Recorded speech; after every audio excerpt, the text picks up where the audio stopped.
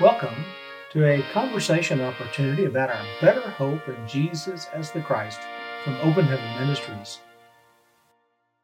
And so we get the same thing.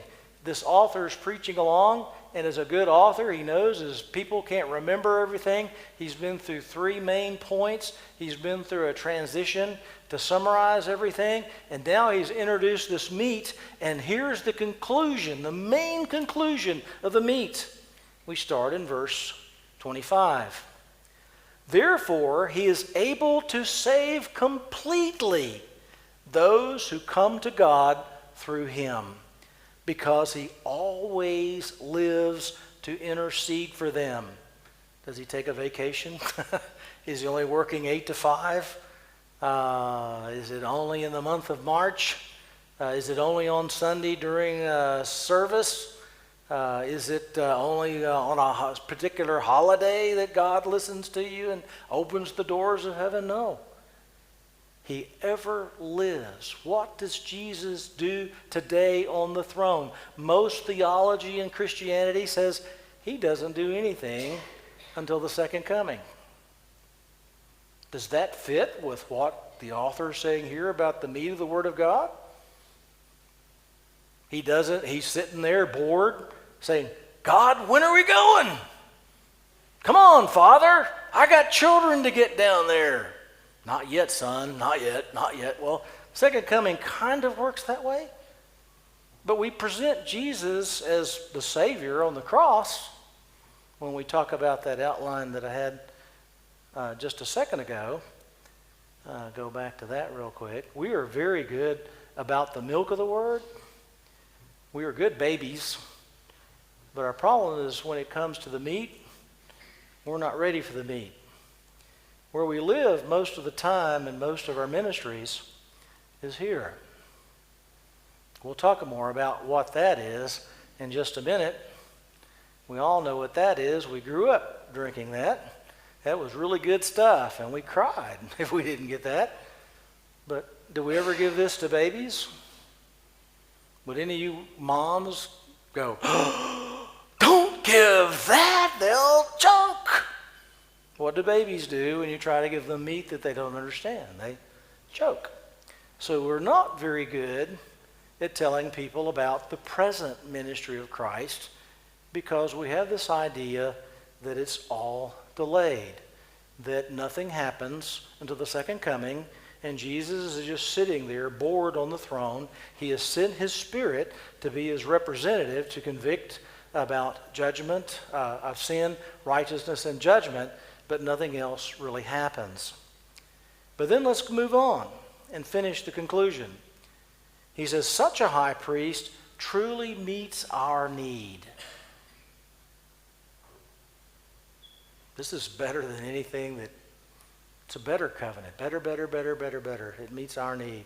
One who is holy, blameless, pure, set apart from sinners. When he entered into the heavens, he was able to do something. We're going to see this in the next coming sections. Why he is able to do what he does from heaven to perfect us and bring us in. He was better because he could go further. He could go through the heavens where everybody else were hung up by the angelic ministry. Their sins had not been forgiven. There needed to be purification in heaven. They could not get in. There was angelic protection of the holiness of God. It was represented on the Ark of the Covenant with the angels looking down and waiting for the blood on the place of atonement so that they might recognize that God had been appeased and mankind and people could be made righteous. But what we know about this Melchizedekian priesthood is that he is holy and pure and apart from sinners. He didn't stop with the rest of them who needed salvation. Where did Jesus go? He went all the way into the Holy of Holies. He went way beyond where any man has gone before as God-man.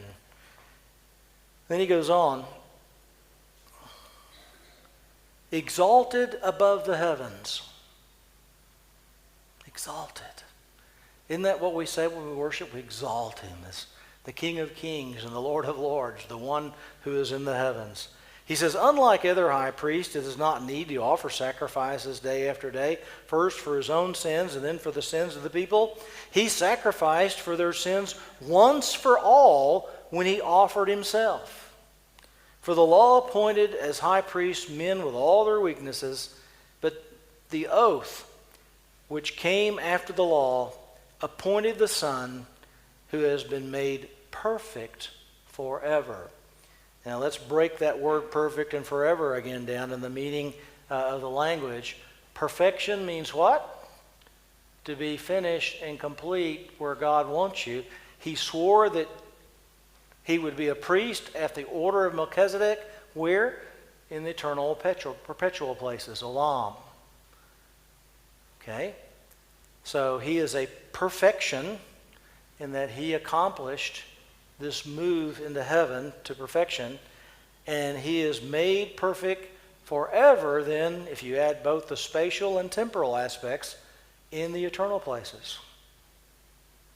In the eternal places. And if you look at the NA 28 Greek text, for those of you that know a little bit about that, it is eis ton iona, into the eternal places. We translate it forever, but what it actually means is his priesthood is where? On the throne of God in heaven.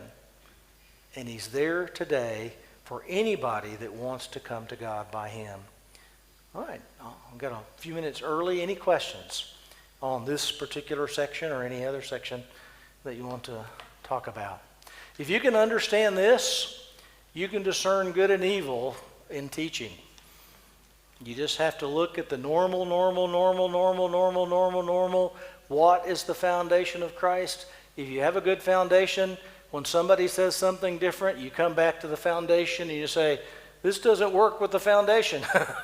That doesn't make any sense. This is what the foundation is. And that's just the emphasis I want to make with this.